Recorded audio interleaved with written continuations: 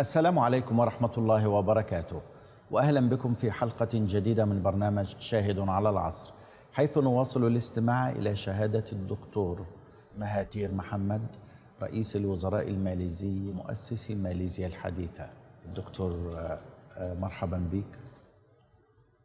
اندلعت أول مظاهرة طلابية لطلبة الجامعة بعد توليك منصب وزير التربية والتعليم عام 1974، وكان على رأس الطلبة آنذاك أنور إبراهيم رئيس المنظمة الطلابية أبيم، وشكل هذا الأمر أول اختبار قاس لك. كيف تعاملت مع أول تظاهرة طلابية؟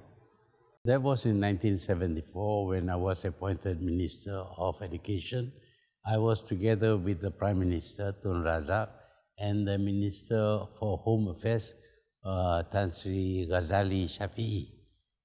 The three of us were together along with the police officers, senior police officers. So we handled this demonstration by students unfortunately by making some arrests, including the arrest of Anwar Ibrahim, who was responsible for organizing this demonstration. He himself did not participate in the demonstration, but he went to the police station to ask the police not to arrest the people who were demonstrating. And when he went there, he was arrested. And after his arrest, the demonstration stopped. The students went back to the universities. بعد هذه التظاهرة أنت أدخلت تعديلات على قانون الجامعات وانتقدت بشدة بأنك تقمع الطلبة. Well, I did not so much amend the law. The law was there, excepting that I implemented the provisions of the law. The law says that the students should not be participating in non-student activities like participating in politics and also having demonstration. My reason for doing this is that most of these students are Malay students, and we know that they are given an opportunity to study in the university so that they can catch up with the non-Malays. Normally, the results of elections of examination show that the Chinese students, the Indian students are better than the Malay students. Now, if the Malay students spend their time demonstrating, they cannot very well learn and acquire the required knowledge. So they would do very badly in the exam. So we want them to study. They can participate in politics once they have graduated and they work and they spend their own money. But at the moment, they were spending other people's money, scholarships and all that, to study. But if they are not studying, they are not fulfilling their part of the understanding that the money is given to them to study, not to demonstrate. And it is because of that that I had to enforce the law and prevent students from taking part in politics and also having demonstration. لكنك تعرف أن الجامعات هي الوعاء السياسي الذي يتشكل منه صناع المستقبل بشكل عام، وإذا فرض على الطالب ألا يمارس السياسة إلا حينما يتخرج، بعدما يتخرج لن يمارس شيئا في الحياة سوى أن يبقى موظفا يقوم بوظيفته لأنه يخشى من عواقب السياسة.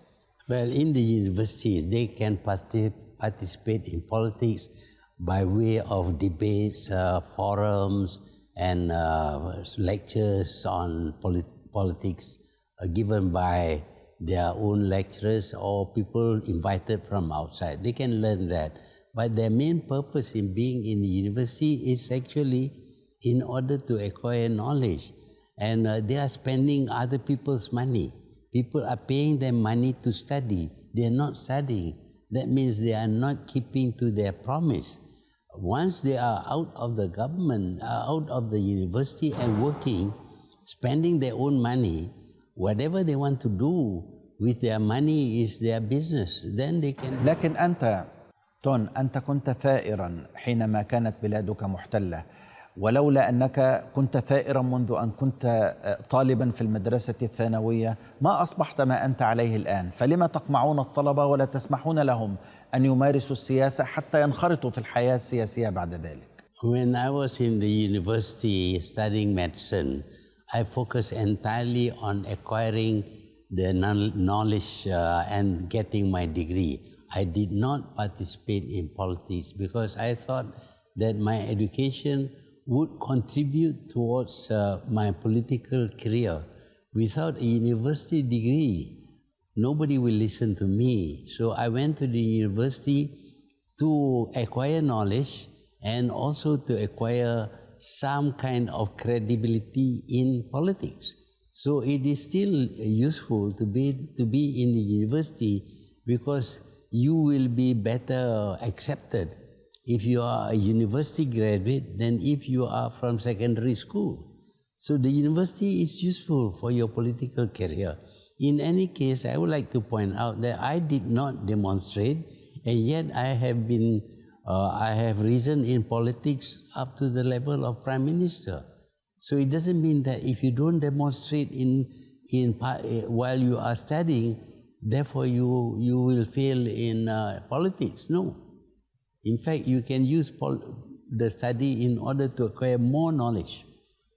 اسمح لي، أنت نموذج متفرد في أشياء كثيرة ولا نقيس عليك، ولكن 90% على الأقل ممن يمارسون السياسة في العالم بدأوا ممارسة السياسة من خلال أنشطة سياسية حينما كانوا طلابا. فحينما تقمع الطلبة والجامعات لا يمكن أن يتوفر لك سياسيون ناجحون بعد ذلك. You know, it depends. If you have a terrible government or an oppressive government, a government that does not give you scholarship, does not give you an opportunity to study, then by all means demonstrate. But the government was helping them to get an education. They were given money, they were given time to study, and they almost guaranteed jobs after they graduate. It is not a government of a very oppressive government. I agree that if you have an oppressive government, a government that is made up of thieves who steal money, are very bad in terms of corruption, then you should demonstrate. But I think unless the reason is very big, very important, you should focus your time on acquiring knowledge in the university. إذن ما هي الأولويات التي وضعتها أمامك كوزير للتربية والتعليم لإنجازها؟ My priorities are education, because education is what is going to build this country. It is what is going to help these people succeed in life. Without education, if you go after you graduate, after you leave university, and you tell people, well, I was a very good demonstrator, you won't get a job. You see? Nobody wants a demonstrator to be working with them. But if you say, I have graduated with this degree and that degree, and people will give you a job. Then you can have a job, and if you want to spend your time demonstrating at that time, do so. Because then you will pay the price, not other people will have to pay for your demonstration. هذا منطق أيضا ربما يروق لكثير من الناس، لكن لم ترتقي أمة في مجال التعليم دون الارتقاء بالمعلم ومستواه المهني والمادي كذلك. المعلمون في ماليزيا يشكون إلى اليوم من قلة الرواتب وقلة الاهتمام بهم. أما تعتقد أن الاهتمام بالمعلم يجب أن يسبق الاهتمام بعملية التعليم نفسها؟ Yes, we can, but within our means. If you don't have enough money to pay, and therefore you don't have teachers because you don't have enough money, then people will not be educated. Nobody ever says that what he is paid is adequate. Everybody thinks that he deserves to be paid more. But the government also must consider, can the government afford to pay more? You pay more, then you will not have enough money for other things. We have to determine our priority. Yes, if you make a comparison between Malaysia and many other developing countries, our salaries are very high, so much so that people don't want to invest in Malaysia because, relatively speaking, our pay is much higher than our neighbors. لكن أنا لو جئت للمعلم تحديدا، المعلم هو الذي يصنع الطبيب ويصنع السياسي ويصنع الأديب ويصنع كل شيء، ومع ذلك هو دائما الأقل دخلا. دول مثل فنلندا تدفع الأعلى دخلا في فنلندا هو راتب المعلم، حتى لو كان يعلم في حضانة ومدرسة ابتدائية. Well, they have the money, they can pay. We have so much money and we can pay only that amount. It's not only the teachers, all the others also have got a scale of pay that is good relative to many other professions, but of course everybody says he is not well paid. That is normal. ما الذي أضافته مهنة الطب لعملك السياسي؟ I think a feeling for people, because I see a lot of suffering people. I know they were poor, they were malnourished, and therefore a sense of sympathy for the sufferings of people. And a politician must always be concerned about the people, not for himself. I acquire as much knowledge as possible, and I felt that my studies in medicine helped me a lot in the administration of this country. Studying to become a doctor means that you study how to tackle problems, how to solve problems. Problems come to a doctor all the time. People who are sick, and how do you diagnose them, how do you treat them. The same thing with administration and running the country. The country will have problems. You will be faced by this problem. You will have to understand what the problem is and then find a solution to overcome the problem. So my study as in medicine was very useful for politics.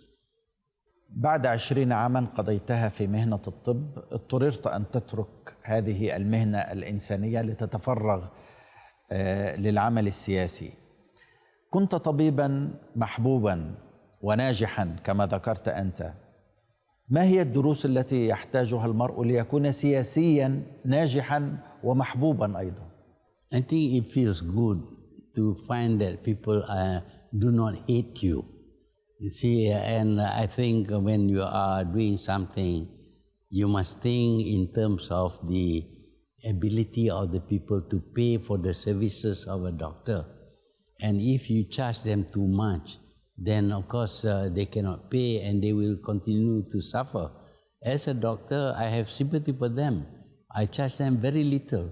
I used to charge them 3 ringgit, which is currently would be equivalent to about 70 cents US or 60 cents US. I used to charge that, and if those people cannot pay, okay, I will not collect from them. Some of them, after I became a prime minister, still come to see me and say, look, I owe you 5 ringgit, here is the money. I accept. It's all right. I mean, you are there not only to look after yourself, you are there as a doctor to look after your patients. And if you tell the poor patient, sorry, I can't treat you because you have no money, that is almost inhuman.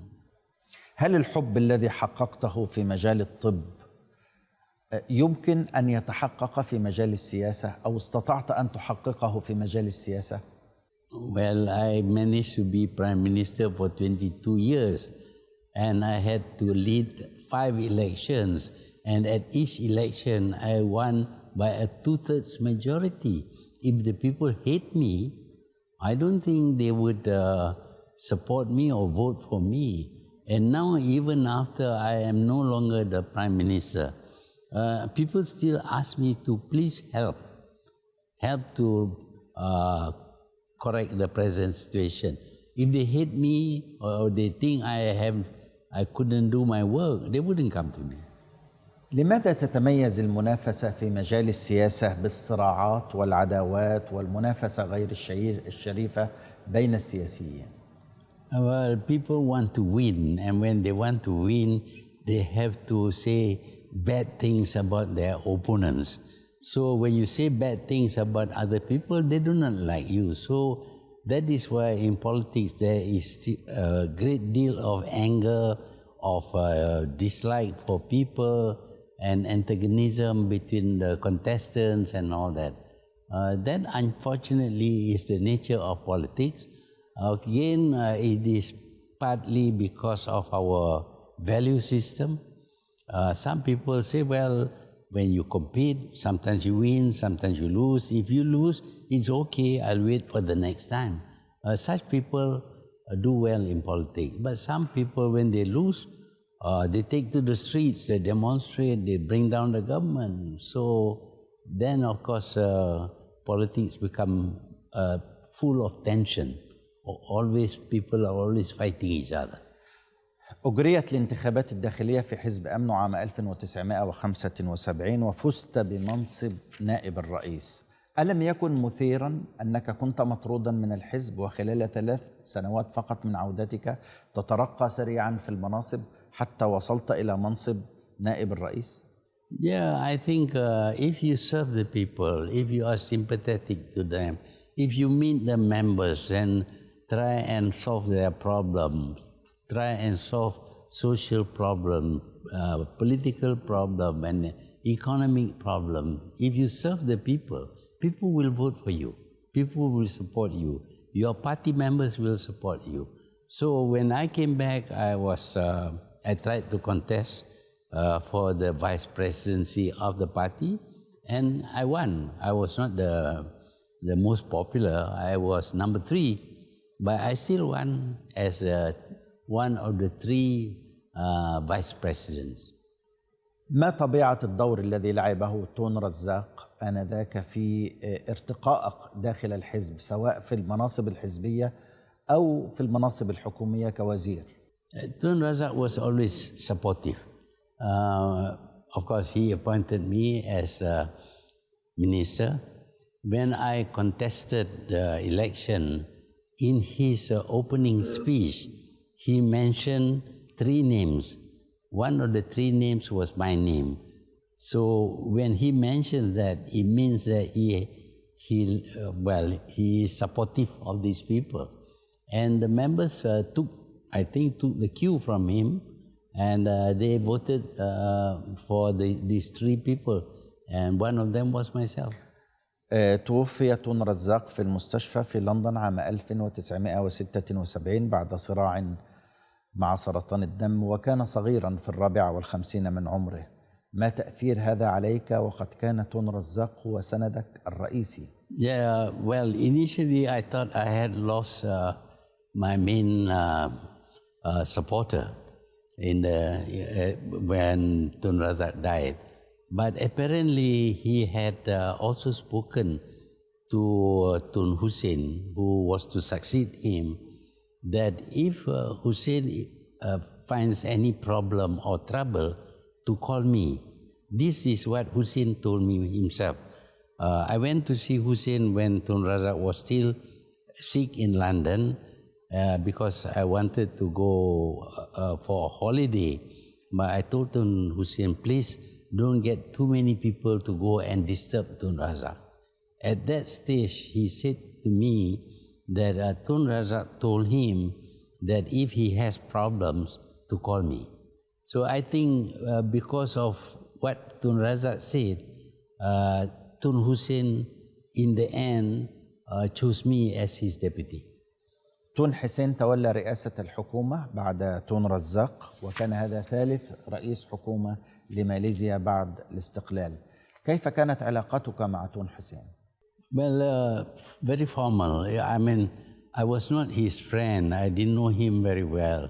But I was his deputy, and as his deputy, I tried to serve him the best way I could at that time. But it was not a very strong friendship between us. It's not about friendship.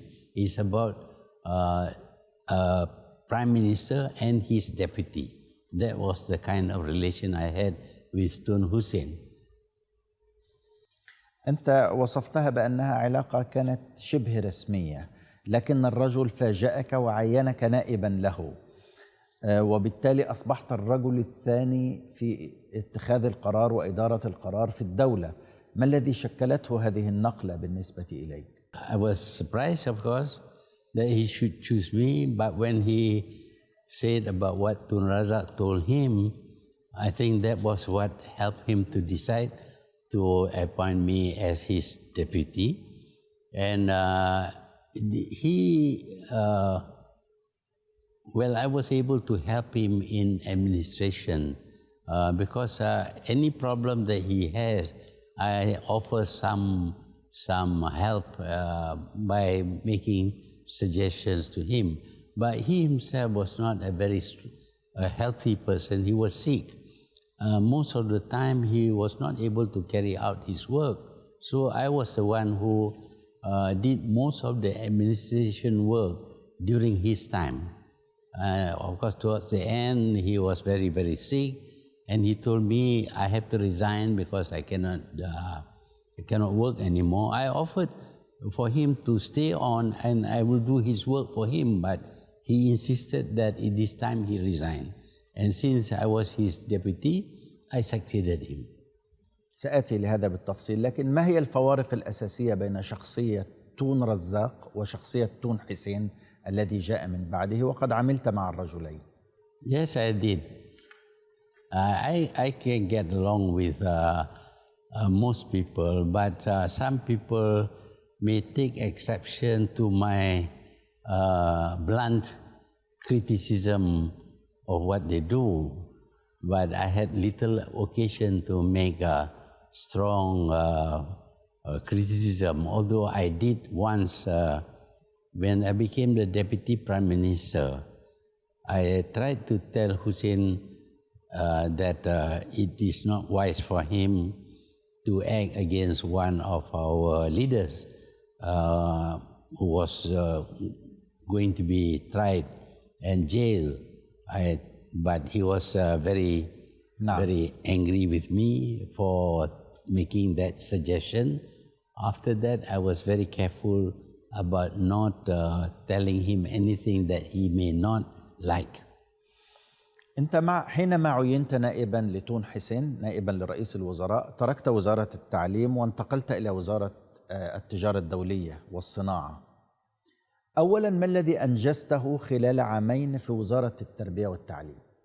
I think in the Ministry of Education, I was able to refocus on and to stress the importance of science and engineering as subjects that people must learn. Also, of course, at that time, I was keen to ensure that the teaching was done in English at the secondary level. At the primary level, the teaching medium was Malay, but at the secondary level, I maintained that they should study in English. طبعا لديكم إشكالية كبيرة هنا في أنه بعد الاستقلال القوميون الملالويون أصروا على إلغاء اللغة الإنجليزية من التدريس، فيما أن الصينيين والهنود يدخلون اللغة الإنجليزية كلغة أساسية لديهم في التدريس. لذلك هم أرقى تعليما من الملالويين الذين يصرون على احتضان لغة ضعيفة ليست لغة منتشرة ولغة عالمية حتى يتعلموا بها. فأنت حرصت على إعادة اللغة الإنجليزية. Well, for the secondary school level, you see, the English is now acknowledged as the language of knowledge. Of course, at one time, Arabic was the language of knowledge, and people had to study, even Europeans had to study Arabic to gain the knowledge of the Arabs. But today, knowledge comes to us mainly in the English language. To translate takes a lot of time and difficult, and therefore, if you learn your subject in English, you can go direct to the source of knowledge. هم لا زالوا يحاربوك القوميون الملالويون حتى الآن أنك تريد إدخال الإنجليزية وفرضها عليهم، بينما هم يريدوا أن تبقى كل المعارف واللغات باللغة الملالوية. Yeah, there are two things about education. One is probably the promotion of your language, but more importantly, the acquisition of knowledge. And acquisition of knowledge comes to us in English. And if we think about being very nationalistic, we want to maintain our own national language, and as a result, we cut ourselves off from the sources of knowledge.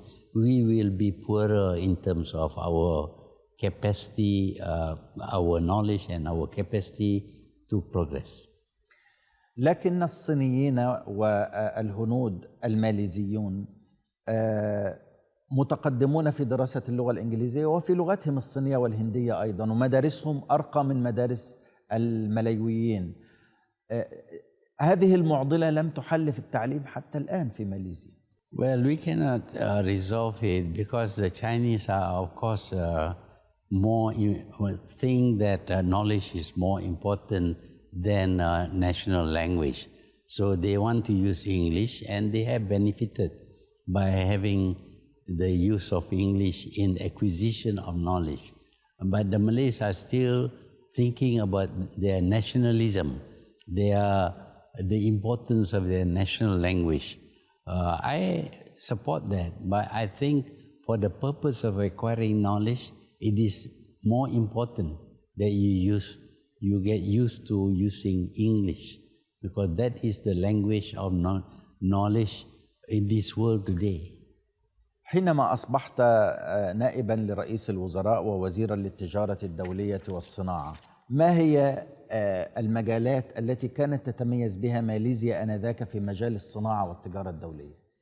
Well, of course, once they studied science, engineering and the like, mathematics, Malaysia was able to industrialize, because in industry you need not somebody with knowledge of geography or history or the arts. You need knowledge of the sciences and you need knowledge of engineering in order to handle these industrial problems where a lot of machines are used, a lot of mathematics are used. And if you are not good in this area, in this field, then of course you cannot industrialize the country.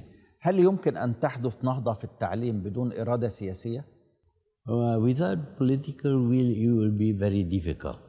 You must have the will and even face opposition, criticism, etc. But because you think education in English is important, you have to advocate education in English, even if a lot of people are not happy and they do not like you.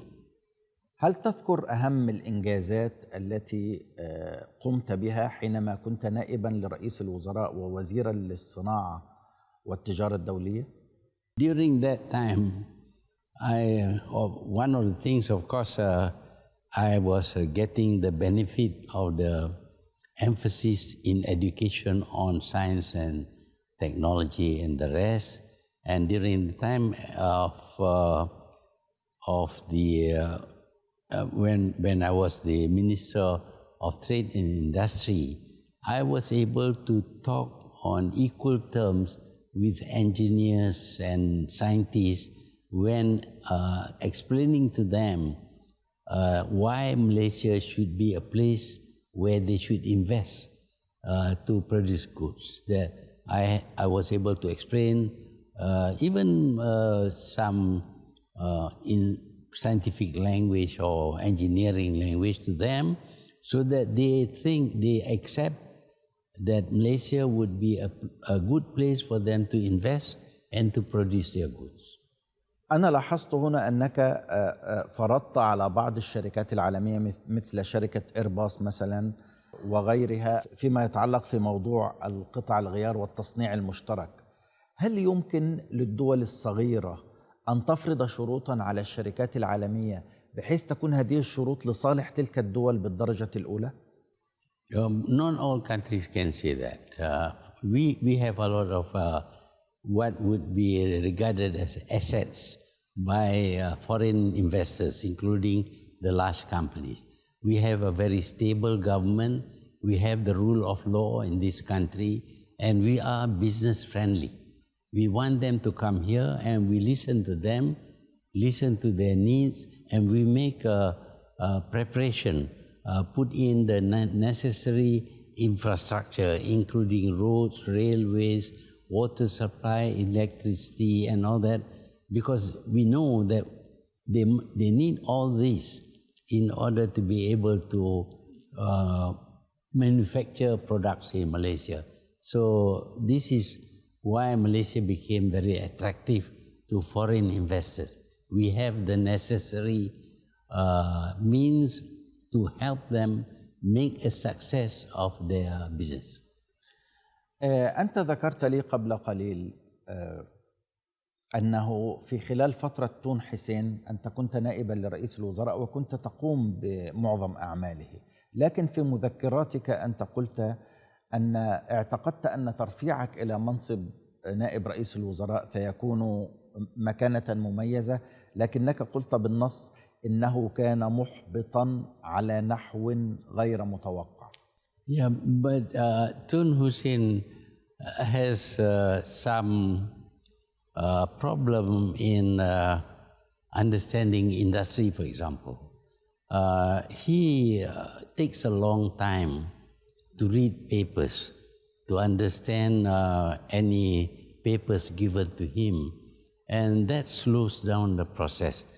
He takes a long time to make decisions, and sometimes, of course, this is very crucial for investment.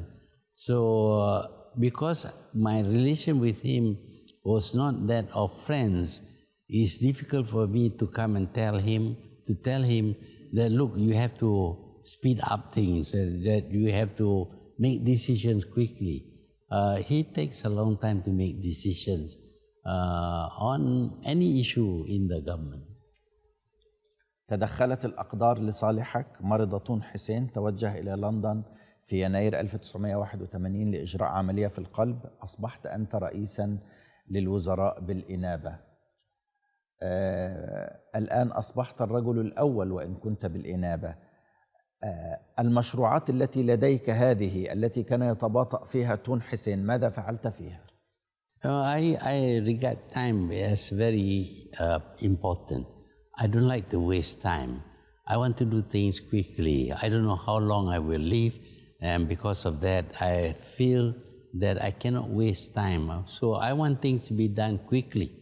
I used to tell people I want things to be done yesterday, not today, because even today is a bit slow for me. I myself work very hard and make very quick decisions. I read papers quickly, I understand what is needed, I make decisions quickly, and I actually follow up the decision by asking the implementer, have you done this, have you done that? And I want them to report to me with pictures about what they are doing, if it is construction. And I visit construction sites, I visit factories, I visit many places to see what is being done. So that gives me a very active life. But most prime ministers are content to make decisions and not see whether the decisions are carried out properly or not. اسمح لي، أنا منذ 3 أشهر وأنا أقرأ يعني في فترة حياتك وتاريخك، لكن أنا تعجبت من شيء، كيف استطعت أن تجمع القيام بكل هذه الأعمال على مدار اليوم، حتى أني كان يخيل إلي في بعض الأحيان وأنا أرصد تحركاتك أن اليوم عندك ليس 24 ساعة وإنما ربما يكون 1000 ساعة. Well, you have to make time for whatever you have to do. It's a matter of almost putting them into pigeonholes, that this one is to be done at this time, at this time. Every day, my staff provide me with a program for the whole day. So I know what I have to do for the next 24 hours almost. And sometimes in between, If I have the time and people want to see me, I still see them. But if I have nobody to see or do, I would still be writing or reading in order to give me the kind of knowledge and action that I need to take, write to people to tell them, about some problems that needs to be resolved. So I've been busy. During my waking hours, I'm busy either reading, writing, doing something, inspecting. All this can be done if you devote yourself. But if you like to rest all the time, of course, there's no time. But time is can be managed. Management of time is something very important for a leader. هل كان هناك من يساعدك على إدارة الوقت أم أنت الذي كنت تدير الوقت وتدير كل منظومة الدولة؟ Well, I have a lot of assistants and I allocate some jobs to them after I have made the decision. And then, of course, they have to report back to me so that I will know what they are doing. And sometimes, of course, there are certain things that I have ideas about. Then I will call up my assistant and tell them that this is how you do it. If I make a decision, I always ask myself, can I do it? Can it be done? If I make a decision that cannot be carried out, it will be a waste of time. So if I say you have to be friendly with the business people, then I will follow that through by asking business people whether they have problem with the government officers or not. And if they have problem, I have to resolve that. أنت أطلقت في تلك الفترة حينما كنت رئيسا للوزراء بالإنابة شركة بيرهاد ماليزيا للصناعات الثقيلة، أصبحت أكبر تكتل صناعي في ماليزيا عام 96. ما الذي مثلته هذه الخطوة بالنسبة لنهضة ماليزيا وارتقائها بعد ذلك؟ Well, I decided that a developed country should have heavy industries. I identified 5 industries which the government should promote. The government might invest in these industries or sell the industries to the private sector. Because these heavy industries require supporting industries. Let's say the automotive industry. Once you start to build a car, the car is made up of 4,000 parts. And the 4,000 parts require people to manufacture. So from the car industry, the supporting industry grows big, engineering industries. They have to produce the components, the part, they have to do sub-assemblies so that the car can be built. So by building a car, you stimulate a lot of engineering industries. And these are carried out because we supervise, make sure that if people need a license or help or even capital in some cases, we try to help them because that is the way to upgrade the industrialization of the country.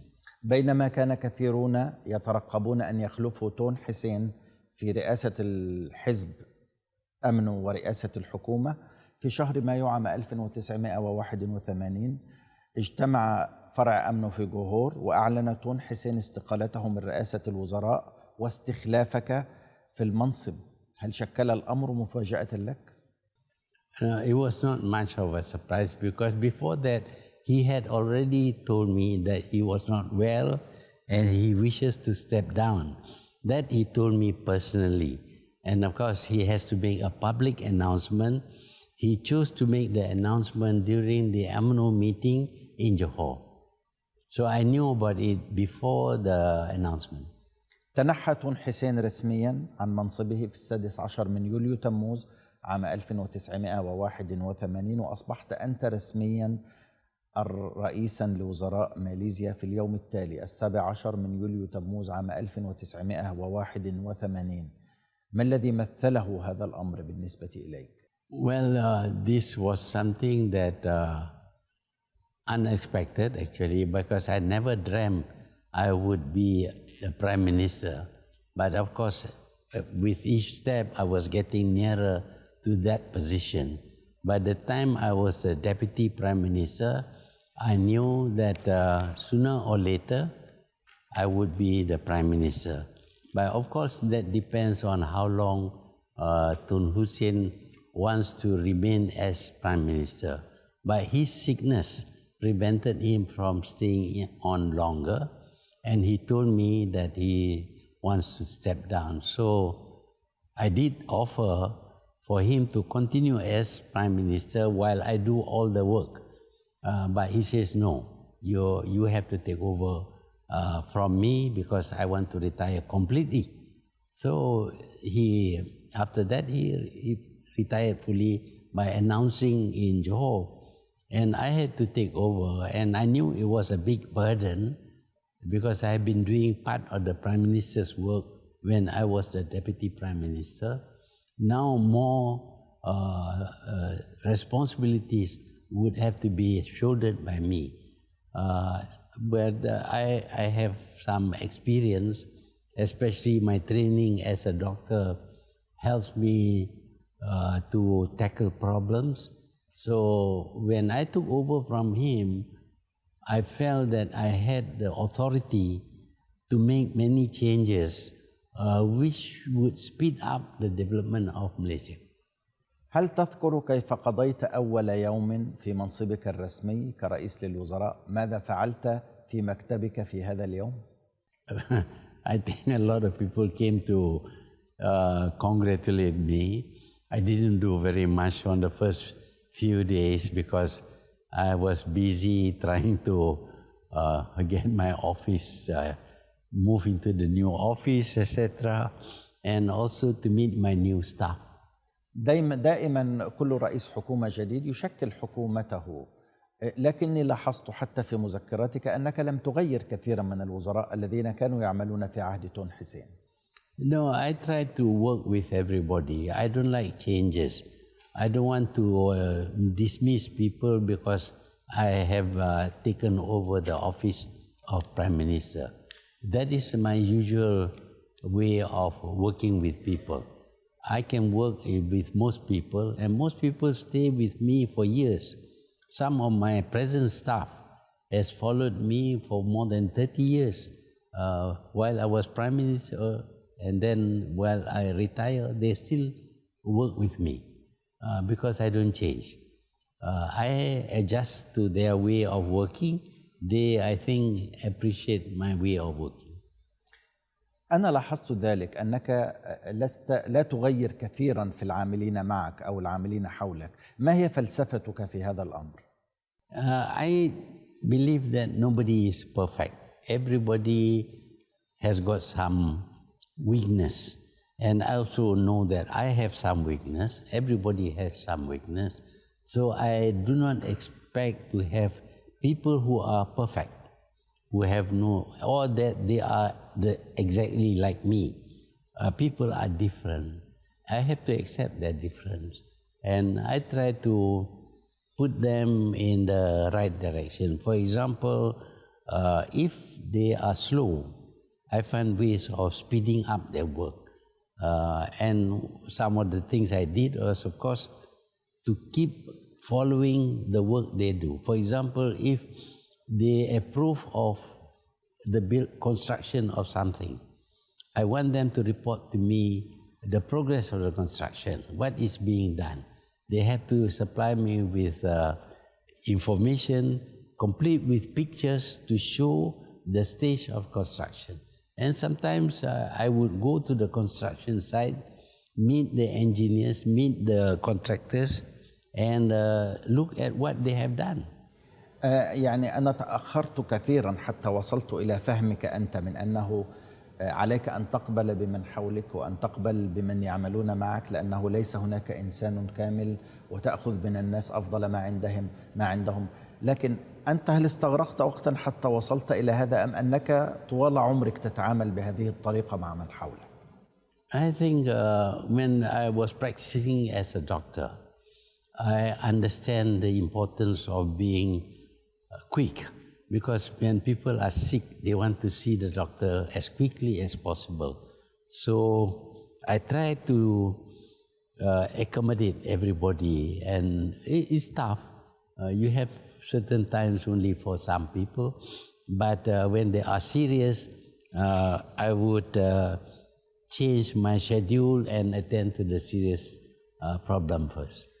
ما هي أهم التحديات التي كانت أمامك بعدما أصبحت رئيساً لوزراء ماليزيا في 17 من يوليو تموز عام 1981؟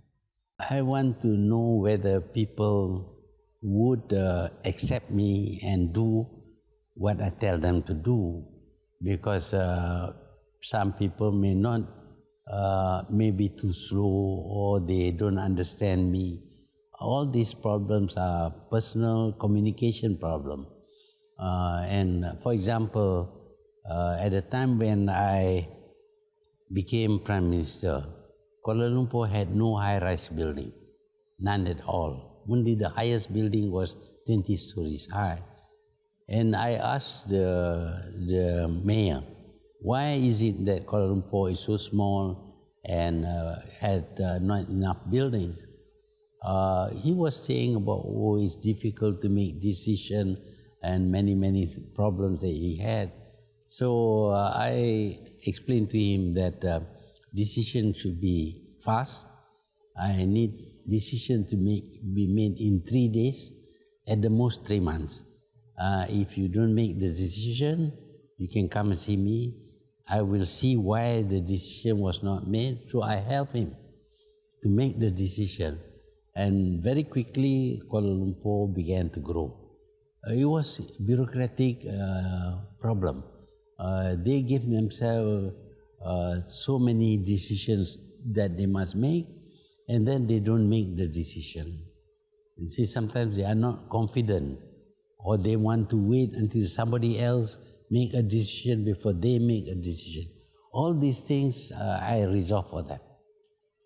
أنت أشرت في مذكراتك إلى أن قراراً بإنشاء مبنى قد يستغرق 400 موافقة وتوقيع حتى يتم في ذلك الوقت.